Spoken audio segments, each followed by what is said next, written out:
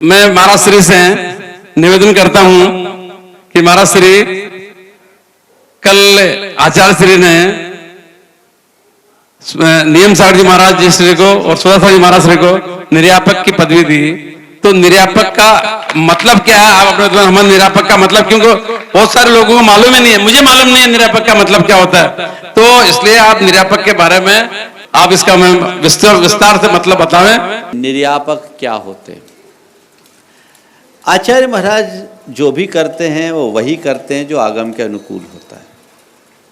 कुछ लोगों ने निर्यापक को निर्यापकाचार्य शब्द समझ लिया, निर्यापकाचार्य से जोड़ दिया और ये कह दिया कि आचार्य महाराज ने भी निर्यापक के बहाने आचार्य बना दिए। और जो अब तक लोग कहते थे एक संघ में एक ही आचार्य होना चाहिए, हमारे आचार्य महाराज में दो पहले बनाए, दो अब बना दिए, चार तो बन गए। ऐसी धारणा मत बनाना। निर्यापक मुनि है, आचार्य नहीं। और इसका उल्लेख आचार्य कुंद ने अपने प्रवचन सार में किया है। आप लोगों की जानकारी में होना चाहिए, इसलिए मैं सप्रमाण बता रहा हूँ। ये क्लिप अपने पास रख लेना। कोई निर्यापक के विषय में किसी भी तरह की चर्चा करे तो बताना आगम ये कहता है। आचार्य कुंद ने प्रवचन सार में एक गाथा लिखी है। लिंगक गहने तेसिम गुरुत्तिपवज्ज दायगो होदी छेदेशु उठवगा शेषा निजावगा भनिदा निजावगा शमना। कि लिंगक गहने तेसिम गुरुत्तिपवज्ज दायगो होदी।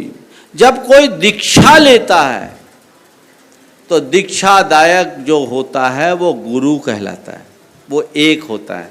कौन होता है? लिंगक गहने तेसिम गुरुत्तिपवज्ज दायगो होदी। गुरु प्रवज्जा यानी दीक्षा के दायक होते हैं, वो एक होते हैं। लेकिन गुरु के दीक्षा देने के बाद संघ का विस्तार हो जाए, बड़ा हो जाए, तो संघ को संभालने के लिए अनेक मुनियों को गुरुतर दायित्व दिया जाता है। उसके लिए कहा गया छेदेशु ठवगा। जो श्रमण मुनि बन गया उसके मन में कभी कोई शिथिलता आ गई, यानी छेद आ गया, व्रत आदि के पालन में कोई विकल्प संकल्प आ गए, किसी प्रकार की कमी आ गई, उसकी उपस्थापना करने वाले यानी उनके मन को स्थिर करने वाले, और आचार्य जैसे ने उनके लिए शिक्षा गुरु का, शिक्षा देने वाले, संघ को संभालने वाले शेषा अन्य जो मुनि होते हैं, शमना जो श्रमण होते हैं, निजावगा होदी, वो निर्यापक कहलाते हैं। वो निर्यापक श्रमण है और एक नहीं अनेक होते हैं। हमारे गुरुदेव ने वही किया। ये बात ठीक है कि उनने अपने मुनि दीक्षा के 50 वर्ष के बाद ये सोचा, और उनकी ज़रूरत नहीं थी क्योंकि वो खुद में इतने समर्थ हैं कि वो हमें और किसी की ज़रूरत ही नहीं, वो एक में ही सब है। लेकिन आचार्य होते हैं जिन शासन की परंपरा को आगे बढ़ाना उनका दायित्व है। और आचार्य के विषय में कहा जाता है आचार्या जिन शासनोन्नति करा।